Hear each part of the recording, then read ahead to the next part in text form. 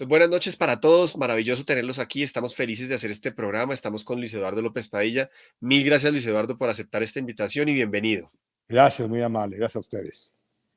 Ustedes saben que venimos haciendo una campaña de expectativa y que estamos muy felices, no solo por el programa que vamos a hacer hoy, que les garantizo que va a estar buenísimo y les va a entregar muchísimas cosas para su vida, para su salvación, para su conocimiento, para su fe, para todo, sino que además estamos haciendo el lanzamiento de un libro que para nosotros fue un regalo de Dios. Primero, la misión que se nos apareció en nuestras vidas a cada uno de los miembros de la misión fue un regalo de Dios, pero después poder escribir un libro acerca de eso y con alguien como Luis Eduardo me pareció fantástico. Si me permite, Luis Eduardo, voy a contarle al público quién es usted, porque sé que hay muchos que están conectados en este momento y que saben quién es, pero es muy probable también que haya otros que no.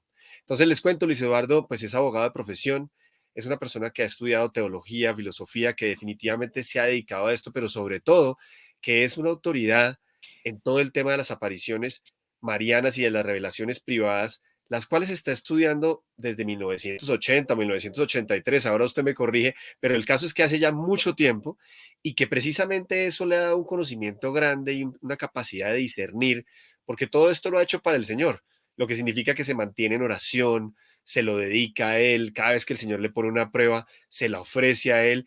Y nosotros que ya lo conocemos hace ya tantos años, hemos sido testigos de cómo Él ha ido superando incluso las pruebas personales que le pone el Señor para que esta misión que Él hace no se tranque por nada. Entonces, para nosotros, que una persona con la cantidad de libros que ha escrito, con la investigación que ha hecho, con más de 5.000 conferencias que ha dado alrededor de todo el mundo, haya tenido el tiempo y haya querido escribir este libro que tenemos hoy acá y que estamos haciendo este lanzamiento de la misión Iberos de las Copas de la Era Divina, de verdad que es un honor. Y yo quiero aprovechar hoy sí para, delante de todo el público, delante de nuestro Señor, así como para que interceda por nosotros, darle las gracias a Él, por supuesto, y a usted, Luis Eduardo, por esto. El hecho de que esto exista para nosotros ya es muy, muy importante. Así que mil gracias en nombre de toda la misión Iberos. No, al contrario, gracias a ustedes por la posibilidad que me dieron de escribir este importante libro tan trascendental para estos tiempos. Qué bueno, sí, y esa es la palabra, ¿no? Trascendental. Y como para ya entrar en materia, yo quiero arrancar haciéndole una pregunta, pues grande, para que usted la conteste como quiera, obviamente, pero es, ¿de dónde salió la motivación? ¿Por qué decidió Luis Eduardo escribir este libro? Bueno, desde 1986 he tenido la gracia de conocer de manera más cercana las apariciones de la Santísima Virgen, arrancando con la de Medjugorje y Yugoslavia. Ya había conocido años antes, desde luego por formación familiar, la aparición de Fátima y la de La Salette en Francia, por medio de un libro de un español que luego hice una gran amistad con él, el señor Francisco Sánchez Ventura y Pascual. El libro se titulaba Estigmatizados de apariciones y se fueron dando una serie de circunstancias providenciales para irme vinculando cada vez más con el tema mariano, al extremo de que dejé mi trabajo profesional. Yo soy abogado, como se mencionó en la introducción, titulado. Me costó muchos años, 5 años, titularme y me titulé con honores, con mención honorífica y todo, pero uno siente el llamado de Dios y siente que el cielo le está pidiendo un mayor sacrificio para dedicarnos a promover todo este proyecto divino de salvación por medio de la Santísima Virgen. Y fue más o menos después del año 2012 o 13 que tuve la oportunidad de conocer en su casa a Beatriz, que ahora ya goza de la visión celestial en el cielo, y tener conocimiento de una manifestación que no había tenido oportunidad de tener información, que es la de la misión Io Eros. Quedé profundamente impactado, quedé impactado por el instrumento, quedé impactado por la revelación, quedé impactado por la sencillez de la propia Beatriz, por la profundidad y porque humanamente es muy complejo, no solo la forma en que se va elaborando el contenido del mensaje, sino lo que relaciona el mismo respecto de ciertos elementos científicos que humanamente no están al alcance de cualquier persona. Entonces, aquí, amén de todo lo que llevaba la relación espiritual de vida sacramental, de conversión, de confesión, de Eucaristía, del rezo del Santo Rosario, y esa relación tan especial con Dios Padre, pues me hizo, después de un proceso de reflexión, convencerme del signo sobrenatural de esta manifestación. Y cuando me pidieron este encargo, de entrada me vi un poco dudoso de aceptar porque es muy complejo. De hecho, creo que es el libro más difícil que me ha costado poder poner por escrito, por el contenido de su mensaje, por todo lo que es la elaboración del mismo, etcétera. Pero después, pues, de ciertos signos que sin pedir me llegaron, me convencí que había que llevarlo adelante, y a Dios gracias, pues después de 2 años de estar trabajando casi todos los días, pudimos llevar adelante el libro que se intitula Io Eros, de la luna Io, del asteroide Eros, las copas de la ira divina. Muy bien. Pues espectacular. Yo a veces no termino de creer algo que arrancó. Esto era un comedor, una sala normal de un apartamento y termina siendo un santuario y son esas cosas maravillosas que hace Dios, ¿no? El libro tiene contenido de todos los tipos, ¿no? Tiene contenido religioso, teológico, fundamental en todo lo que es nuestro magisterio, nuestra fe, pero tiene un gran contenido también científico y unas cosas que uno no se esperaría encontrar en un libro, digamos, en una biblioteca cristiana. Uno no diría, oiga, este libro tiene una cantidad de información que es lo que va a ser sorprendente para la ciencia, ¿no? Cuando vea cómo desde una casa normal en donde no hay nada de ciencia se construyó algo con tanto detalle científico. Pero arranquemos a desmenuzar ciertas cosas y queríamos preguntarle, en el libro se mencionan varios, al principio, en el primer capítulo se mencionan unos mitos, ¿no? Y se habla de los mitos, de los diferentes dioses, de las leyendas que había. Y nuestra fe católica, ¿cómo puede observar todos estos mitos y todo lo que había, ese como primer capítulo, lo que usted menciona ahí? Sí, la razón por la cual abordé esta primera temática que relaciona efectivamente mitos de antiguas civilizaciones ligados particularmente a eventos que han ocurrido en la Tierra y que están retomados en la Sagrada Escritura, están retomados en la Biblia. Concretamente, por poner un ejemplo, el diluvio universal. Como todo lo referente a Io Eros está ligado a fenómenos del sistema solar y acontecimientos de origen cósmico que van a ocurrir en la Tierra, me pareció prudente ir a documentarme sobre estos mitos, partiendo de la base de que la revelación única, verdadera, auténtica para nosotros los creyentes es Jesucristo nuestro Señor. Él es el camino, la verdad y la vida, y por medio de Él viene toda la revelación que el Padre nos ha dado a conocer a partir de Jesucristo. Antes, en el Antiguo Testamento, pues, tenemos desde luego todo lo que fue la vida de los patriarcas y particularmente los profetas que nos van hablando de la voluntad de Dios, pero ya de una manera más personal, más asertiva, más concreta, de lo que debemos saber para alcanzar la salvación eterna es Jesucristo. Sin embargo, partimos de la base de que en la Tierra habemos cerca de 7.500 millones de seres humanos. De esos 7.500 millones de seres humanos, solamente 1.000 millones somos católicos. 300 millones son cristianos, son 1.300 millones. Y luego hay otros 300, 400 millones que no son católicos, pero son ortodoxos. Entonces vamos a incluirlos en este paquete de 1.700 millones. Pero entonces nos quedan poco menos de 6.000 millones que no tienen un acceso directo a la revelación cristiana. Entonces, ¿cómo Dios se manifiesta a los judíos, a los musulmanes, a los libres pensadores, a los ateos y a los que solamente están, digamos, en una relación muy lejana y muy ausente de Dios? Bueno, Dios utiliza causas segundas y utiliza, vamos a decir, otros instrumentos, o mejor dicho, instrumentos que, para ponerlo en un ejemplo que pueda ser comprendido por nuestros televidentes, es como si Dios fuera un sonar, y va dando su mensaje, y en la medida en que nosotros vamos en una frecuencia entrando en ese sonar, vamos oyendo y entendiendo la voluntad de Dios. El mejor sonar, vamos a decirlo así, ya lo mencioné, es Jesucristo. Ahí tenemos claramente el conocimiento y oímos perfectamente lo que Dios quiere de nosotros. Pero hay otras formas en que Dios se manifiesta a través de otros grupos, movimientos, a través de otras civilizaciones, a través de otros grupos tribales, etcétera, que por tradición entendieron y supieron que había una ley natural, que había que hacer el bien y evitar el mal, y descubrieron que de alguna manera Dios iba a castigar al mundo. El Dios en la forma en que ellos lo entendieran, y que iba a ser a través de un cataclismo cósmico vinculado con el agua. Entonces, estos grupos, estas civilizaciones, estos grupos tribales, van descubriendo a través de numerosos libros y desdeñando, van desmembrando, desgranando todo lo que nosotros sabemos por el Génesis de lo que fue el diluvio.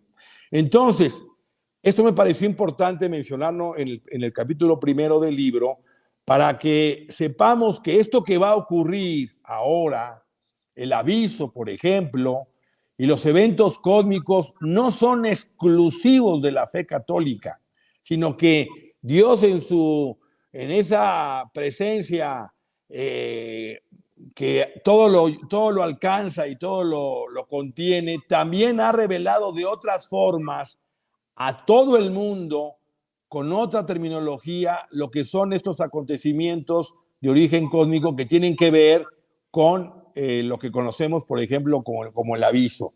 Por eso, o el día de la iluminación de la conciencia, que se menciona desde luego de manera puntual en el libro. Por eso me pareció conveniente abordar esta temática, no porque nosotros tengamos que hacer uso de ella o apoyarnos en ella para conocer la voluntad de Dios, no, sino para saber que Dios, repito, es como si fuera un sonar que va revelando su voluntad, y que diferentes grupos, movimientos que están ajenos a la fe católica también tengan acceso, de tal forma que hoy por hoy todo mundo sabe, o todo mundo deduce, o todo mundo ha escuchado en cualquier circunstancia de vida religiosa, que el mundo está pasando por una situación de purificación y que se esperan grandes acontecimientos en el futuro, sin necesidad de saberlo directamente por la Sagrada Escritura. Por eso, repito, me pareció interesante abordar esa temática en el primer capítulo. Interesante. Y no, y creo que estamos todos de acuerdo en que estas revelaciones privadas no son otra cosa más que un esfuerzo adicional que hace el Señor por cautivar a sus hijos, por llegar, por llevarles el mensaje, porque definitivamente, pues todo ya está dicho. Jesús ya dijo, ya nos mostró el camino, la verdad y la vida, pero estas revelaciones se dan, como las apariciones marianas, como las revelaciones privadas, para llamar nuestra atención y para que, como nosotros en el grupo, ¿no? Muchos de nosotros tenemos esa historia.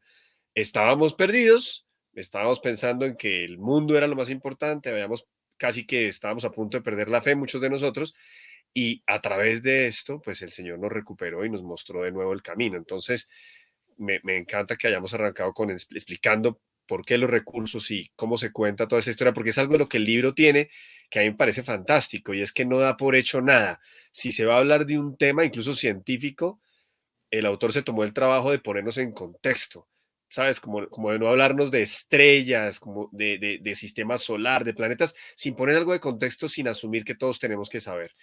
Bueno, Así es. yo no quiero seguir sin preguntar algo, porque uno oye a Luis Eduardo y uno dice, oiga, Luis Eduardo es una persona que definitivamente, pues desde 1986 viene haciendo esto.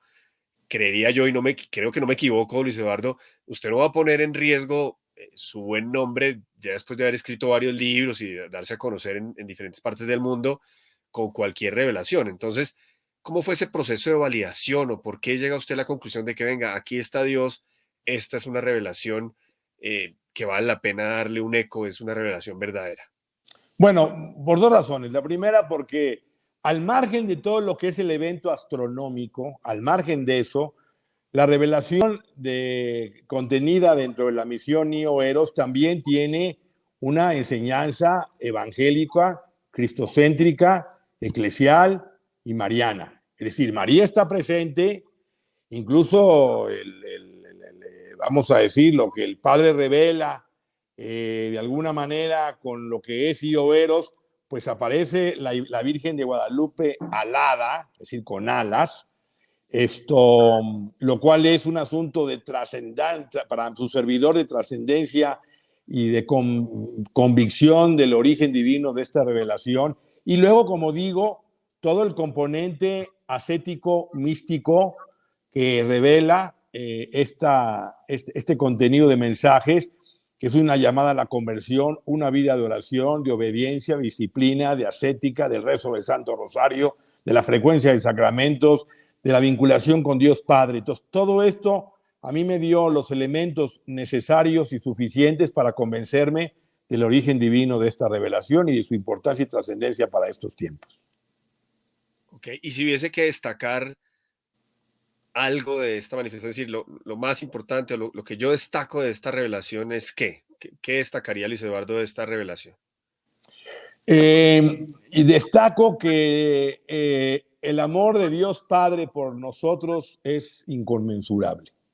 Es decir, es una oportunidad de manifestar el profundo amor de Dios que tiene por todos los hombres para que alcancemos la salvación, revelándonos una serie de acontecimientos muy fuertes, pero para nuestra propia edificación espiritual, para que nos preparemos espiritualmente, que es lo más importante. Nos está dando elementos muy a su pesar, muy a su dolor, como consecuencia de nuestros pecados, de lo que sucederá en mayor o menor medida si el hombre no cambia, y prácticamente nos está diciendo cómo va lo que se llama el día de la ira de Dios a hacerse realidad, y para lo cual nosotros tenemos que estar debidamente preparados con nuestra arca interior, con nuestro corazón, con nuestra vida de conversión, para poder afrontar estos terribles tiempos que se avecinan como consecuencia de la lucha entre el bien y el mal.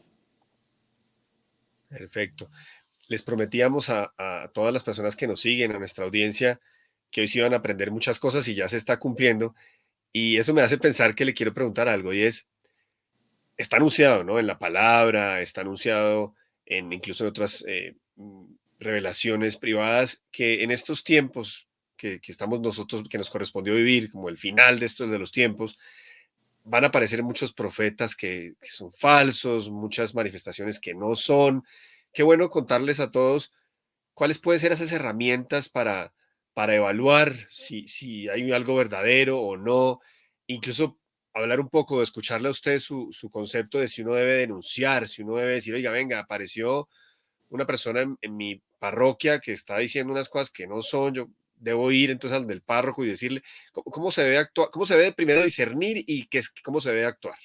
Sí, bueno, estamos viviendo una época de muchísimas revelaciones privadas. Hay un estudio reciente que puse en uno de mis libros, María Santísima, la luz del final de los tiempos, donde más o menos se estiman 2000 revelaciones o apariciones marianas en distintos lugares, no hablo en un mismo lugar, sino en distintos lugares en los últimos 200 años. Sí, es una verdadera explosión de revelaciones privadas que hemos tenido en los últimos 2 siglos. El propio Canal Ratzinger lo confirmó en un libro intitulado Informe sobre la fe, en una entrevista que le hizo el italiano Vittorio Messori, de que un signo de nuestros tiempos lo constituía las múltiples apariciones en los 5 continentes. Entonces, ¿cómo saber que una revelación privada y por tanto el instrumento es de Dios? Bueno, tiene que darse una serie de condiciones. Primero, que el contenido del mensaje sea evangélico, que el contenido del mensaje sea conforme al magisterio de la Iglesia, conforme a la doctrina, conforme a la moral, conforme a la fe. Segundo, que haya conversiones. O sea, uno de los principales elementos para saber que una revelación es de Dios es que haya frutos de conversión, porque un buen árbol se conoce por sus frutos. Entonces, cuando personas, como el caso de la misión IOR, sobre todo jóvenes, han sentido un llamado de entregar su vida a Dios y de priorizar a Dios en sus vidas, es un milagro. O sea, eso no es hoy, no es algo fácil de entender en el plano humano, eso es un verdadero milagro, de un milagro espiritual, pero es un milagro el que alguien joven, con una vida por delante, con una trayectoria a través de buscar pues lo que el mundo ofrece, ponga sus ojos en Dios y busque la conversión propia, la de los demás, y luego pueda encontrar también un medio de seguir siendo instrumento para elaborar los mensajes que ahí mismo en la misión se detalla.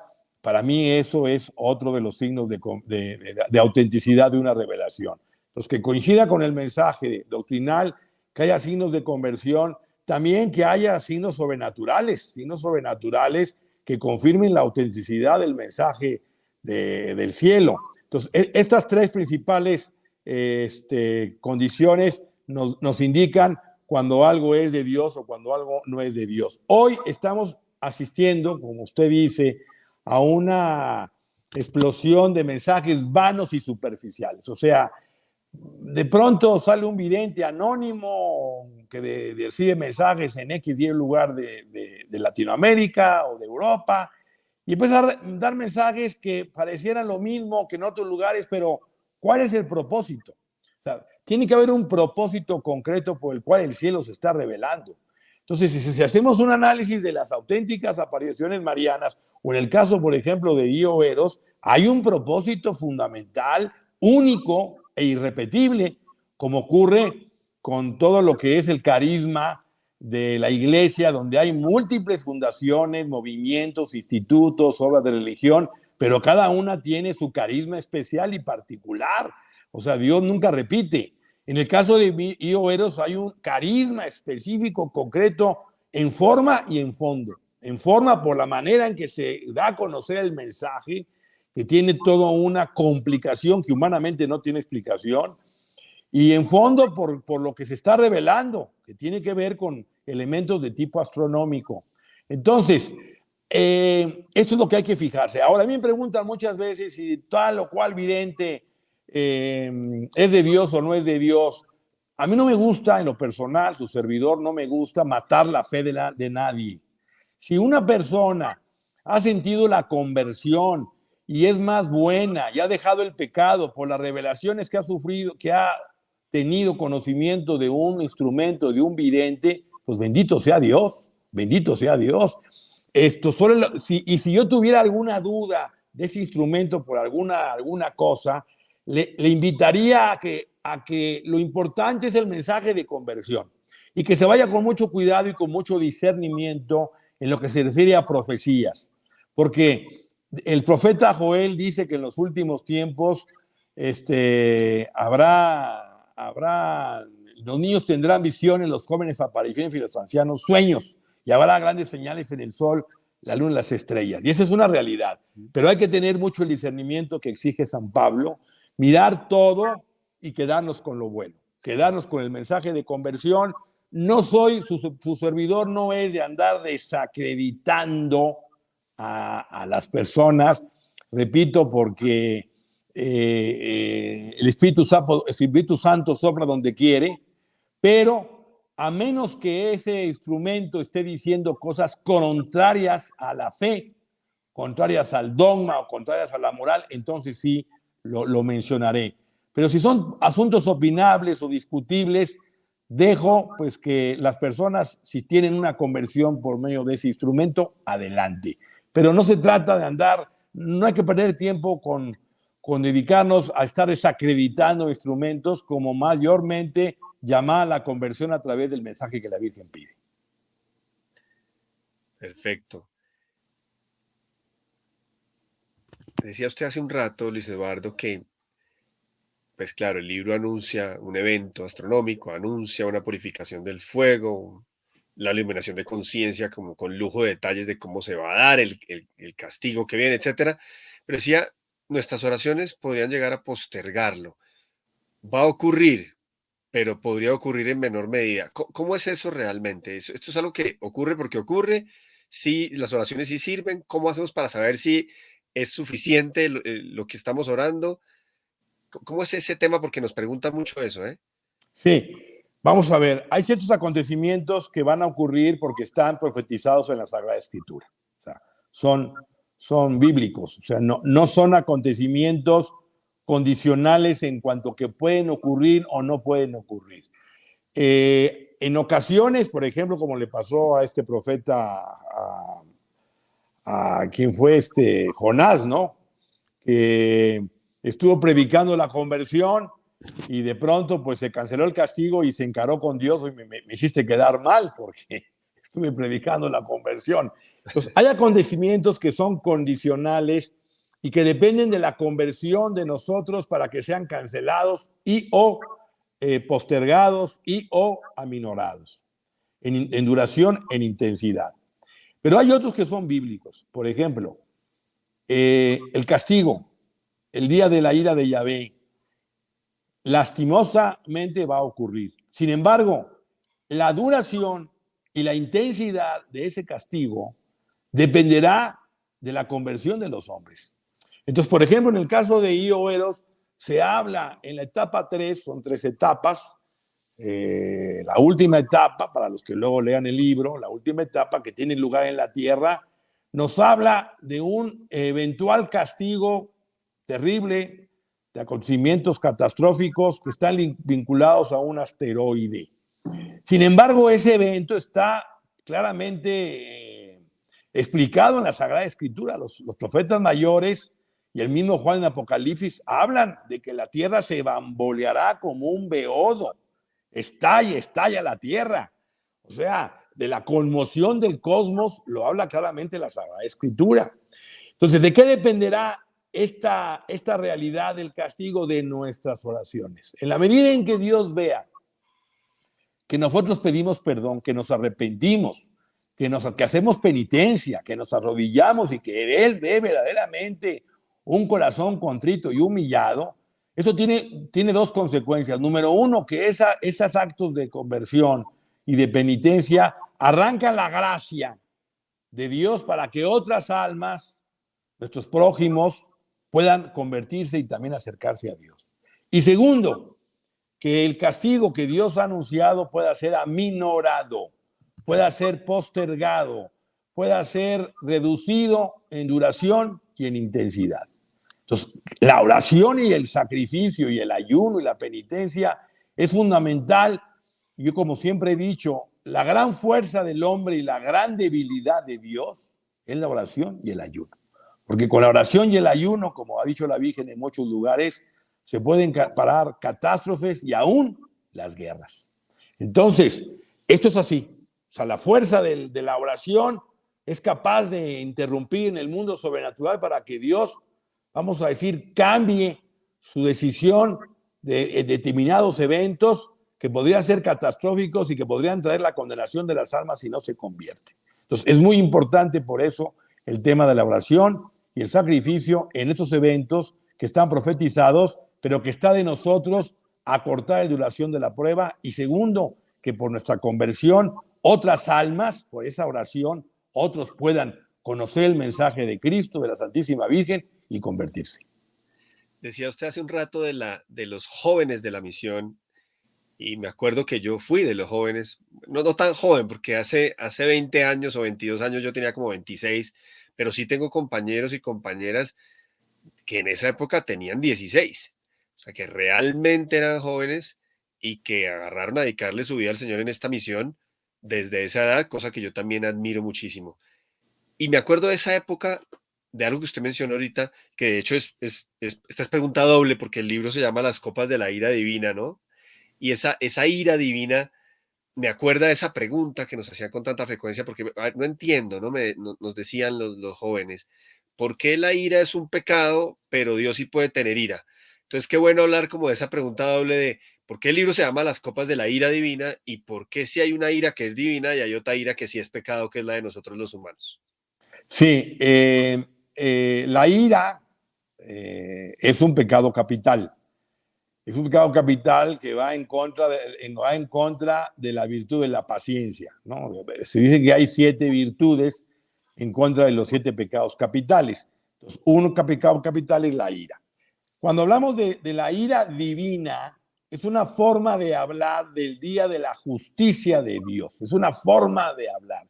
Dios, obviamente, por ser Dios, es perfecto, y siendo perfecto, está en el justo medio y no tiene obviamente ninguna sombra de pecado, porque es la perfección misma.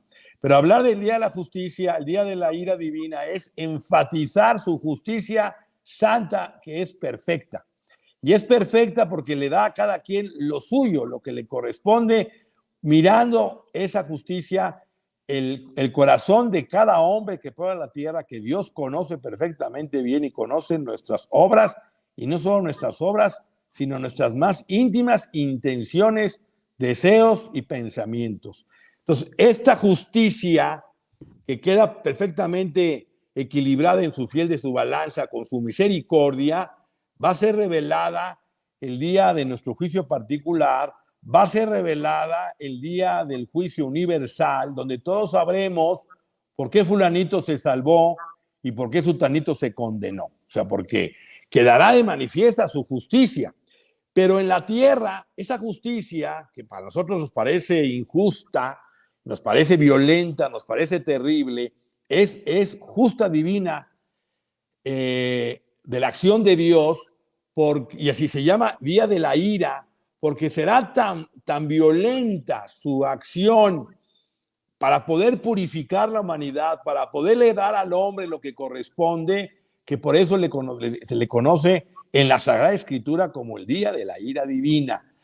Hay que mirar, señor Francisco, hay que mirar cómo está el mundo. Hay que mirar cómo el hombre hoy se empeña en ofender a Dios, cómo el hombre se burla de Dios, se burla de sus leyes, se burla de la vida, se burla del santo matrimonio que él instituyó, se burla de la iglesia, se burla de los sacerdotes, del papa, se burla de todo lo que es sagrado. Y al verlo, y al ver las atrocidades, al ver los pecados, al ver la falta de temor de Dios en la inmensa mayoría de los hombres que hay en esta tierra, al ver todo eso, entonces nunca jamás diremos que Dios es injusto y que su ira no es santa, porque su ira es fruto de la justicia divina, de lo que el hombre de hoy, si no se convierte, merece por nuestros pecados. Por eso se llama el día de la ira de Yahvé, o también el día de su justicia, en la que se manifiesta, repito, su perfecta caridad y misericordia, que está emparejada con su justicia. La justicia de Dios es amor, es perfecta. Cristo Jesús, su Hijo único, que nació de María Santísima, murió en la cruz en medio de una negación de uno de sus discípulos, en medio de otra negación de su principal apóstol, de Pedro, que había sido nombrado como roca de la iglesia, donde todos lo abandonaron, donde fue escupido, flagelado, bofeteado, burlado, donde fue expuesto desnudo en la cruz, donde todavía en la cruz se burlaban de él los escribas y fariseos. Luego fue coronado de espinas, crucificado hasta la última gota de su sangre. Y el Padre Eterno no le ahorró nada a su Hijo. Vamos a decirlo en palabras un poco fuertes, no le perdonó. Cuando Jesús, su Hijo, le suplicó o le dijo en el huerto de los olivos, Padre, si te es posible, que pase de mí este cáliz, pero no se haga mi voluntad, sino la tuya. Y el Señor no le ahorró. Entonces, lo digo esto porque Dios permitió que su Hijo Jesús muriera en la cruz por los pecados de nosotros, para podernos redimir, para podernos salvar. Y de la misma manera Dios, en su justa ira divina, va a purificar esta humanidad como tiene que ser si los hombres seguimos ofendiéndolo y seguimos pecando como lamentablemente está ocurriendo en este siglo XXI. Así es. Y bueno, y ahora viene una parte que quiero preguntar que no es como dicen ahora los muchachos en YouTube, no es spoiler alert, es decir, no vamos a dañarle a la gente que se lea el libro con tranquilidad, pero algo que pasa en el libro que es muy contundente a la luz de la misión y de la revelación, y es el lujo de detalles, como decía hace un rato, para cada una de las eras, los tres momentos que el Señor describe, la era de Io, de la luna de Júpiter, luego la era de Eros y luego la tercera etapa. Y tan específico que hay unas gráficas y unos diagramas como muy claros, ¿no? Yo aquí más o menos muestro, son los diagramas en donde va contando paso a paso qué es lo que está pasando y es lo que los lectores van a poder ver y entender. Pero una pregunta gruesa es, en esas tres etapas, cuando llegue ese momento, si nos va a corresponderlo vivir a nosotros o a nuestros hijos o a los hijos de nuestros hijos, es decir, para ese momento, ¿cuál puede ser ese refugio? ¿Cómo podemos asegurar estar tranquilos? Bueno, una pregunta muy importante porque hoy hay mucha información en mi lectura personal poco asertiva sobre el tema de los refugios. Entonces la gente anda buscando dónde irse a vivir, si fuera de la ciudad, y están construyendo y buscando refugios que le llaman refugios marianos. Yo respeto, desde luego, la decisión de cada uno, pero vamos a hacer un poco memoria de lo que es el principal refugio que conocemos en la historia de la salvación, que es el arca de Noé. Para que Noé construyera el arca, primero Noé justificó su vida ante Dios. Es decir, Dios no escogió a Noé aleatoriamente, lo escogió porque Noé fue grato a los ojos de Dios. Entonces, ya que fue Noé grato a los ojos de Dios, entonces Dios le da el encargo de construir un arca para que pudieran ahí salvarse, y mayormente los que se van a salvar fueron los animales que pudo rescatar para las futuras generaciones, y solo se salvaron 8 personas, la familia de Noé, porque todos se burlaban, todos eran sarcásticos ante el hecho del anuncio de que iba a haber un diluvio universal. Hoy está sucediendo lo mismo.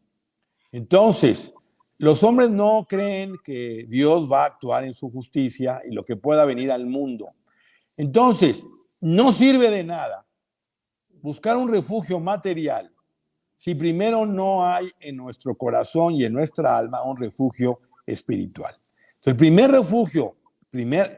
refugio que debe haber es un corazón contrito y humillado, un corazón convertido, un hombre orante, un hombre que toma el rezo del Santo Rosario, un hombre que acuda con frecuencia a la Eucaristía, un hombre que acude y recibe el cuerpo y la sangre de Cristo, un hombre que es devoto de la Santísima Virgen María, un auténtico devoto, un hombre que busca ser bueno, ser generoso, ser instrumento de conversión para los demás, un hombre que busca, en una palabra, ser santo, ser virtuoso. Una vez que ya hayamos dado ese paso, entonces Dios ya nos dará la siguiente etapa para que busquemos, y Dios se encargará de ello oportunamente, el arca que también proteja nuestro cuerpo, porque nosotros somos seres trinos, creados a imagen y semejanza de Dios.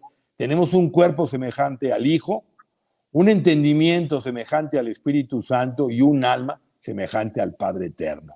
Entonces, nuestro ser trino tiene que ser protegido. Primero el alma. Y el alma se protege con gracia, con santidad. Luego el entendimiento, ¿dónde la vamos a encontrar? ¿Dónde vamos a encontrar el refugio del entendimiento? En la fe, como Abraham. Por eso Abraham fue escogido como padre de todas las futuras generaciones. Y luego, al final, nuestro cuerpo. Entonces el cuerpo ya tendrá refugio, pero para que el cuerpo tenga el refugio adecuado, lo tenemos que preparar con sacrificio, con penitencia, con ayuno, porque cuando ustedes lean el libro van a constatar que llegarán tiempos ya cercanos donde se va a contaminar la tierra, se van a contaminar las aguas y no va a ser fácil poder sobrevivir si hemos estado apegados al mundo, a sus placeres, a sus comidas, a sus lujos, a sus vanidades, a todo lo que el mundo nos ofrece, y le damos al cuerpo todo lo que el cuerpo pide. Al cuerpo hay que mantenerlo a raya, hay que mortificarlo, hay que sacrificarlo. Entonces, cuando hagamos esas tres cosas, estaremos en condiciones entonces sí de poder, con la ayuda de Dios, porque Dios asegurará de eso, de indicarnos el lugar para poder sobrepasar y sobrevivir y enfrentar los difíciles eventos y tiempos que vamos a pasar en la tierra como consecuencia de los eventos de la que conocemos en el libro como etapa Io, etapa Eros y luego la tercera etapa en la Tierra. Yo me sospecho que la respuesta a esta pregunta va a estar por ahí en cuanto a la preparación de ese ser trino nosotros mismos, pero de todas maneras le quiero preguntar, porque mucha gente se ha acercado, pues en 2 décadas pasan muchas cosas y hay muchas personas que me acuerdo, por ejemplo, estuvieron en la misión o pasaron por la misión en los primeros 5 o 6 años y uno se les ha encontrado después y ellos le dicen a uno, no, yo estoy esperando a que lo de IO empiece a ocurrir. Cuando lo de IO empiece a ocurrir, yo por ahí entonces empiezo a corregir mi vida porque pues desde ya para qué, si eso falta. ¿Cuál es realmente el riesgo, no? Como de esperar a que empiecen a ocurrir las cosas, de perder la fe, porque pues, si la gente me dice claramente es, pues como Dios es infinitamente misericordioso, entonces yo sé que en su momento yo me arrepentiré, agarré las riendas de mi vida y ahí estaré. Esa posición de las personas podría decir que es un pecado contra el Espíritu Santo. Es un pecado contra el Espíritu Santo porque tanto peca el Espíritu, contra el Espíritu Santo quien abusa de la misericordia de Dios, pensando, ya cuando entonces vengan los acontecimientos, como a mí me ha pasado, a mí familiares cercanos entre broma y serio, que nadie en su casa es profeta, me han dicho, mira Luis Eduardo, cuando ya veamos que esto ocurre, entonces me avisas. Nada más que, y lo digo con respeto, esas personas que me dijeron eso ya se murieron. Los dos murieron, y yo hablo de dos familiares cercanos, murieron de un infarto. No tenemos la vida comprada. El Evangelio de hace unas semanas nos recordaba de aquel hombre rico que construyó unos nuevos lugares para poder guardar su trigo en abundancia. Y dice, ahora sí voy a descansar porque ya tengo demasiado trigo. Y le dice nuestro Señor insensato, esta noche se va a pedir tu alma. Nosotros no tenemos la vida comprada, y menos en estos tiempos tan difíciles, tan llenos de inseguridad, de violencia, de catástrofes naturales, y no podemos abusar de la misericordia de Dios.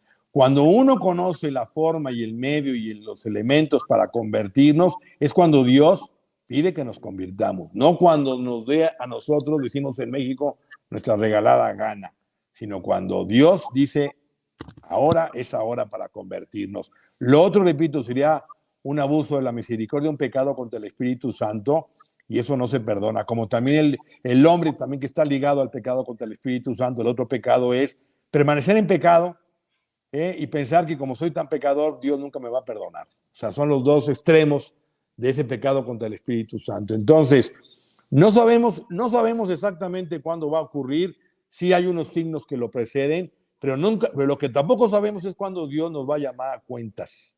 Y el ejemplo más claro de nuestra hermana y queridísima Beatriz, que teniendo una edad relativamente joven, pues lamentablemente por la enfermedad del COVID, Dios se la llevó. Entonces, no podemos jugar con fuego si no estamos preparados. Nuestra hermana Beatriz, claro que estaba preparada, desde luego, pero me estoy refiriendo a que la muerte, la hermana la muerte, llega en el momento en que menos lo esperamos y la conversión debe ser inmediata y no esperar, como algunos lamentablemente creen, cuando venga lo de IO, cuando venga el aviso, cuando venga lo de Eros, entonces me convierto. Es, repito, abusar de la misericordia de Dios, y eso Dios, que conoce nuestros pensamientos, no le agrada, no le gusta. Dios quiere que seamos como niños y que como niños nos abalancemos en sus brazos al momento que sintamos la necesidad de la conversión. Me hizo acordar usted de que Beatriz nos decía, y para los que están escuchando sobre nosotros la primera vez, Beatriz es el instrumento inicial con el que inició toda esta manifestación. Y Beatriz nos decía a nosotros, cuando éramos unos peladitos ahí, nos decía, miren, empiecen despacio, pero hagan una cosa, no se vayan a la cama sin hacer 2 cosas. La primera, que Dios les muestre sus pecados. Y la segunda, pídanle perdón. Es decir, ella estaba preparadísima, diga, yo estoy seguro, porque pues si ella que nos enseñaba eso y que no dejaba ir a misa ni un solo día y en fin, pues seguramente Dios la encontró en gracia. Pero qué bueno tantas enseñanzas que Dios nos dio a través de hermanos como ella, que nos enseñó a través de ella tantas cosas. En los mensajes de esta revelación hay mucha más información. Por supuesto, el libro habla mucho del evento y se centra en las etapas y demás, pero hay más mensajes. Hay mensajes de profecías menores, hay mensajes de amor, hay mensajes de la iglesia. ¿Cómo interpretar esos mensajes? ¿Cómo tenerlos en cuenta? Háblenos un poco de eso, por favor. Sí, cuando su servidor escribió el libro, por la abundancia de mensajes y hablando con los encargados, decidimos convenientemente centrarnos de manera particular en lo que se conoce como el evento astronómico. Aunque en el libro menciono que hay, como se menciona ahora, otros mensajes que son mensajes de conversión, mensajes eclesiales, mensajes naturales, mensajes de amor, que son parte, vamos a decir, de la propia vida espiritual de todo ser humano que está en esta vida. Finalmente, dentro de como ocurre en Fátima, como ocurre en cualquier otra manifestación auténtica de la Virgen o del cielo o de Dios Padre, hay un propósito. En el caso de Fátima, pues la conversión de Rusia en unión con todos los obispos del mundo y la comunión reparadora de los primeros 5 sábados de mes. Pero eso no quitaba o no eliminaba que la Virgen también recordara las enseñanzas eternas. Le recordó a los niños la enseñanza del infierno, le recordó a los niños la necesidad de hacer penitencia, les habló de la necesidad de rezar el Santo Rosario, de la necesidad de consagrarse al corazón inmaculado de María, etcétera, etcétera. Aquí es lo mismo. Si bien hay un propósito específico concreto, que es el conocimiento de lo que es las 3 etapas que vinculan a la luna Io de Júpiter, el asteroide Eros y lo que de ahí surge en relación con la Tierra, también el cielo aprovecha para enfatizar las verdades de fe, para enfatizar los tiempos difíciles que estamos viviendo, para enfatizar la llamada a la conversión, para enfatizar el rezo del Santo Rosario, para enfatizar en una palabra las armaduras necesarias que debemos tener para enfrentar estos tiempos. O sea, en ese contexto es que tenemos que ver el resto de los mensajes que se han revelado en esta manifestación. Definitivamente es un talento que el Señor Dios le dio a usted para explicar las cosas claritas. A mí me encanta cómo queda muy claro. Le agradezco mucho. El Señor en esta manifestación se comunica con el instrumento inicial y después con los demás instrumentos a los que les fue dando el don, con un don muy particular, que es el don de hilar. Ese don de hilar, con su experiencia, ¿lo había visto en algún otro lado? ¿Cómo lo encontró usted cuando se dio cuenta de este don de hilar? No, eso es muy profundo y no tengo conocimiento dentro de una revelación privada, mariana, cristocéntrica, eclesial, de esta forma en que el cielo escogió para revelar el mensaje, lo cual todavía le añade esto vamos a decir, un elemento más de su sobrenaturalidad. Es decir, quizá algunos han escuchado hace unos años, ya más de 20, de un libro de un Michael Drosnin que se llamaba el Código de la Biblia. Sí. Este código de alguna manera va estableciendo una serie de letras equidistantes que se encuentran dentro de la propia Biblia, concretamente dentro del Torá, de los primeros 5 libros, el llamado Pentateuco de la Biblia nuestra, la Biblia católica, que es el Torá judío de estos 5 libros, y se va armando digamos, una planilla de letras de acuerdo a un sistema informático y de acuerdo a estas letras equidistantes, y que de ahí se descubrían cierto tipo de códigos dentro de la Biblia. Pero fuera de eso, no tengo conocimiento de esta forma que para mí, en lo personal, no me causa ninguna sorpresa, porque Dios saca de las piedras hijos de Abraham, y si a Dios le place revelar el mensaje de la forma que a nosotros nos parezca chocante, extraña, atípica, rara, increíble, única, como uno quiera expresarlo, Dios hace lo que quiere y nosotros a Dios le podemos pedir todo menos explicaciones. O sea, a Dios no se le piden explicaciones. Entonces, si Dios quiso revelar en este contenido de mensaje, a través de unas planillas que además se conforman por medio de otros mensajes que vienen de unos arcángeles para indicar qué letras, de qué libro, en qué capítulo, en qué versículo, y esas letras equidistantes para formar unas planillas que van a ser, todavía no es el mensaje, sino la base del mensaje para hilar, para que a través de la gracia de Dios y de un momento de éxtasis en la que Dios establece la forma y el contenido y poder revelar un mensaje que además va a ser un mensaje fonético, es decir, no va a reparar en asuntos gramaticales, sino es fonético, lo cual le da otra condición especial. Y luego no solo eso, sino que el mensaje también va encaminado a establecer un propósito de crear una fuerza mística, una acción espiritual poderosa que alcance el sistema solar, lo cual a mí, en lo personal, tampoco me causó ninguna sorpresa porque, y eso tienen que leer el libro, para poder comprender bien lo que quiero transmitir, pero ahora sí no quiero revelar la película completa. Pero en Meyugori hubo un polaco, Boguslaw Lipinski, que utilizó un instrumento para medir la energía a través de un telescopio portátil, donde logró, en un momento donde un viernes la comunidad hacía oración y ayuno, logró medir la energía en miliradios por segundo y quedó sorprendido de lo que ahí descubrió, lo cual demostraba que cuando las personas unidas en cuerpo místico, cuando Jesús dice, cuando dos o más se unan en mi nombre, ahí estaré yo, cuando se unen a rezar y están haciendo ayuno, entonces causa una fuerza poderosa que él logró perfectamente medir en miliradios. Ahora, para que me explique lo que quiero transmitir, el hombre solamente puede vivir con un 0.5 miliradios por hora al día. Bueno, aquí llegó a tener 1000 miliradios por hora. O sea, una cosa desproporcionada. O sea, hay una cantidad de energía que se logró medir cuando había una comunidad de hombres y mujeres de cientos de miles haciendo oración y ayuno. Pues aquí estamos en lo mismo.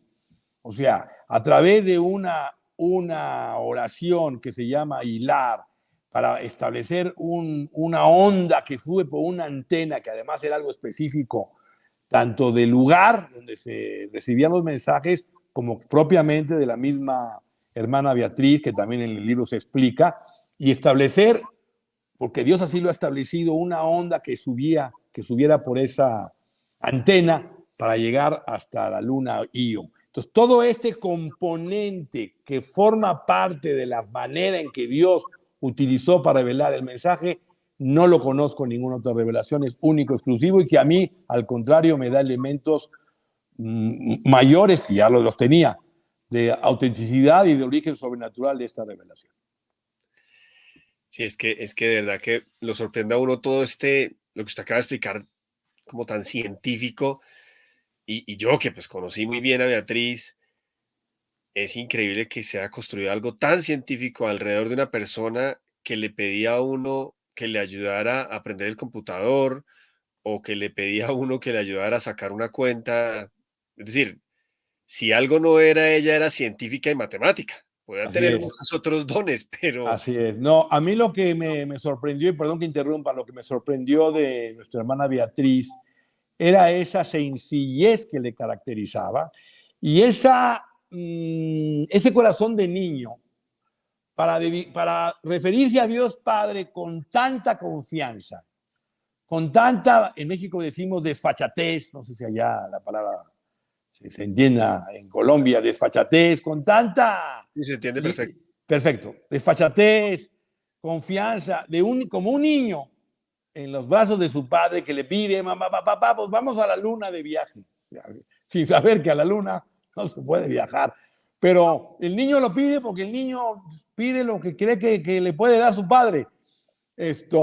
Así era Beatriz. Beatriz, el poco tiempo que la conocí, encontré un alma de niño, una mujer de una confianza, y entiendo y sé, además, luego después de que estuve estudiando todo lo que fue parte de su vida, supe pues que esto fue la razón por la cual Dios escuchó sus oros, como se dice, no digo rezos, sino sus oros, porque sus oros los oyó el ángel que se los llevó a Dios Padre, de esa confianza, de esa desfachatez, de esa naturalidad para dirigirse a nuestro Padre que está en el cielo, que a veces nos olvidamos, que es nuestro Padre y que quiere que todos lleguemos con Él y que está pendiente de todo lo que necesitamos, pero muchas veces no sabemos cómo dirigirnos a Él. Y esa fue una de las principales razones por las que el cielo le reveló a Beatriz que la había escogido.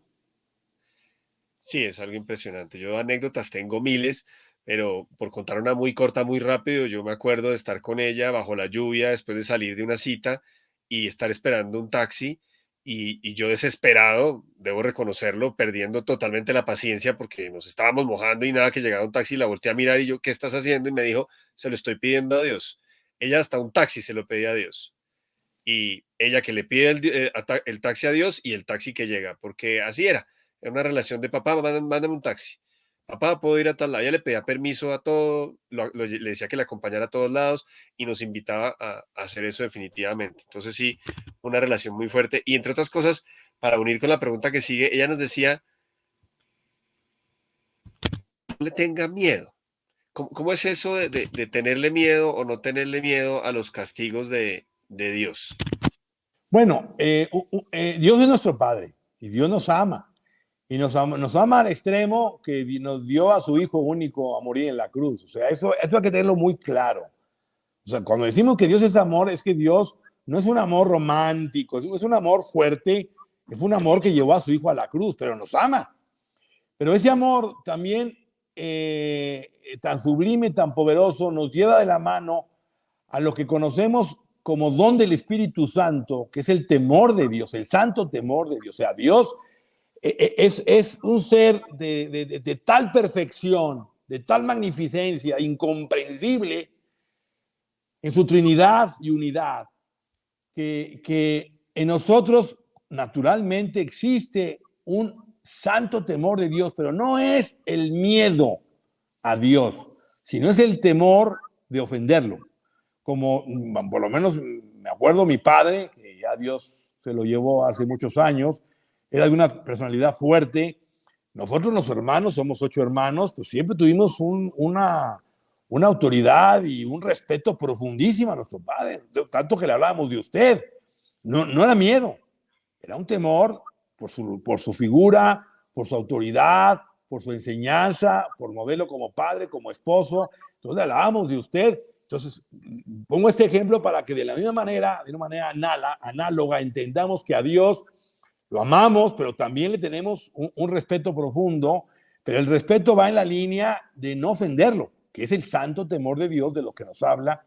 Ese don del Espíritu, son 7 dones, el don del Espíritu Santo, el santo temor de Dios. Pero eso no está peleado con la infancia espiritual. O sea, son dos conceptos que se unen. Tener santo temor de Dios, pero tener un corazón de niño, lo que los grandes místicos y teólogos llaman corazón de niño, tener la infancia espiritual que tenía Santa Teresita del Niño Jesús, tratar a Dios como si fuéramos unos niños, y tan es importante que el Señor dice, es un misterio, si no os hacéis como niños, no entraréis en el reino de los Dios. O sea, no basta con cumplir los mandamientos, hay que tener un corazón de niño que pasa mucho por la rectitud de intención, que no hay doblez, no hay engaño como los niños. Los niños no tienen doblez, los niños dicen las cosas como son.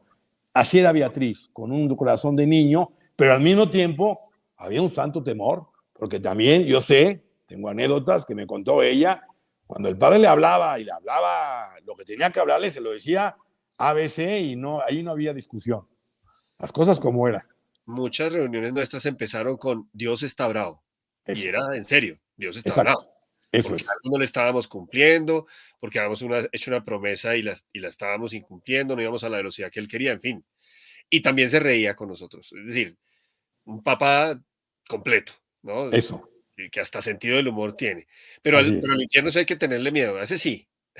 No, el infierno, yo hace poco acabo de sacar un video, La puerta estrecha, y hablo pues que el Señor dice, ancha es la puerta que lleva a la condenación y que muchos la encuentran, y que estrecha y angosta la puerta que lleva a la salvación y que pocos la hallan.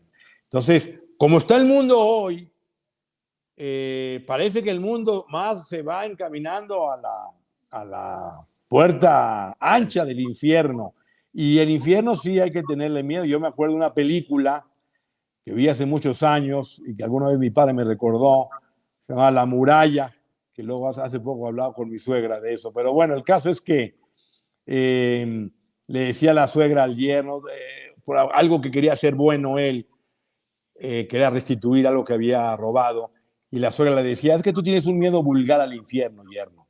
Y él le decía, no, suegra, no tengo miedo vulgar, tengo un miedo pavoroso al infierno.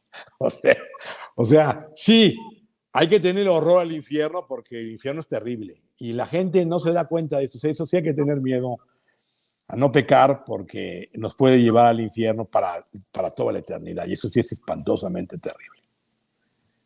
¿Qué podemos hacer para fortalecer nuestra relación y acercarnos más a Dios? Porque a mí me parece grandioso todo lo que logra Dios con esta manifestación.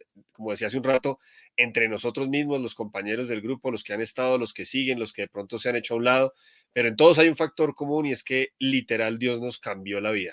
No hay duda. Pero ¿qué puede hacer uno para fortalecer esa relación con Dios? Bueno, es muy importante la fidelidad al compromiso que uno adquirió. Es decir, por más que queramos ser buenos, por más que estemos dispuestos a decir sí, por más que estemos con el deseo de seguir en esta lucha, esta batalla, tenemos que poner los medios humanos como si no hubiera sobrenaturales y los medios sobrenaturales como si no hubiera los humanos. Es decir, tenemos que, como dice Pablo, tomar nuestra armadura de la oración y el sacrificio. O sea, tiene que haber una vida de oración.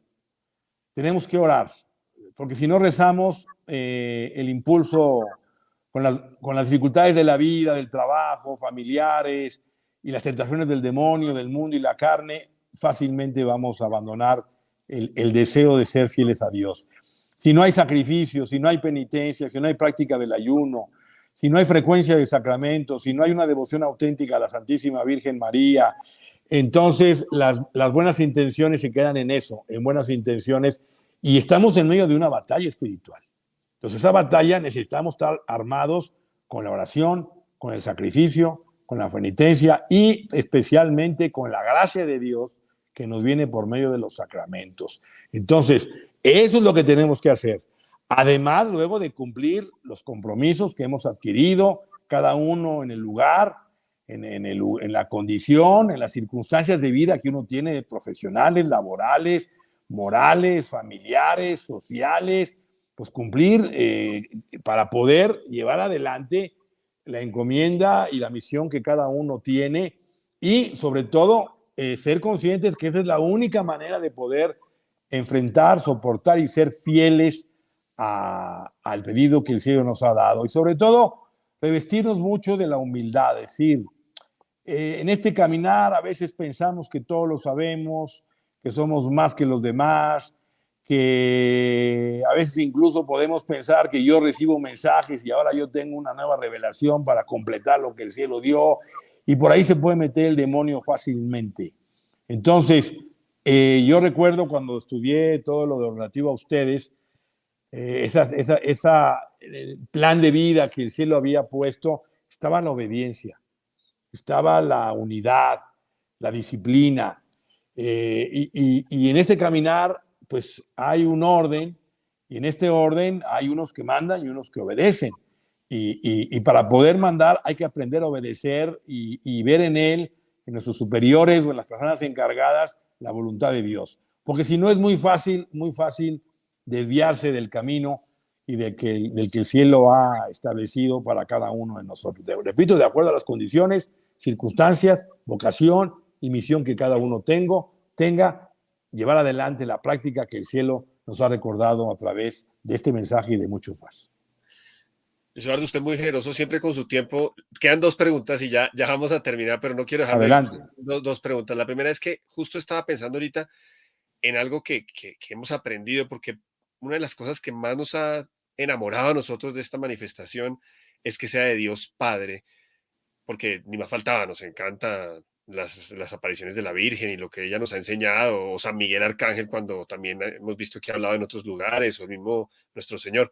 Pero la relación con ese papá nos fortaleció mucho y yo esta semana cometía una imprudencia que me hace construir esta pregunta y es que por alguna cosa muy personal levanté los ojos al cielo y como hacía Beatriz, le reclamé a Dios, ¿no? Como, pero ¿por qué permites que pase esto? ¿No? Como, digo yo, como un exceso de confianza. ¿Cómo medir esto, no? Porque yo la verdad, después de ese reclamo que le hice airadamente, y como iba solo en el carro, hasta lo hice en voz alta, como dice el señor que hay que hablarle al ángel de la guarda, por ejemplo. Entonces yo le hablé así en voz alta y después me sentí tan mal, o sea, como que yo decía que falta de respeto y pues claramente le pedí perdón. Pero, ¿qué puede haber en este exceso de confianza? ¿Cómo lo ve usted? No, yo no lo veo, digo, no lo veo mal. No lo veo mal porque lo malo es ofender a Dios.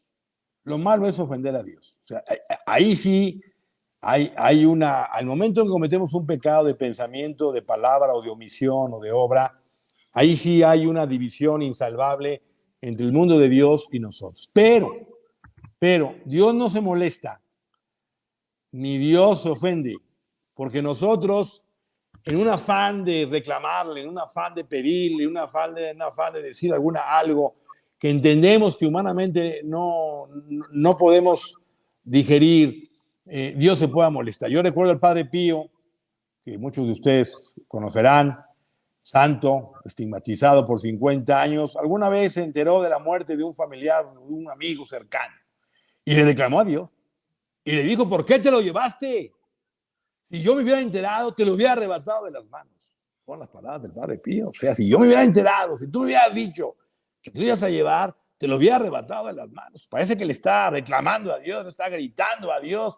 No, al contrario, esa es una muestra de la confianza y de la relación íntima que hay entre nuestro Padre y nosotros.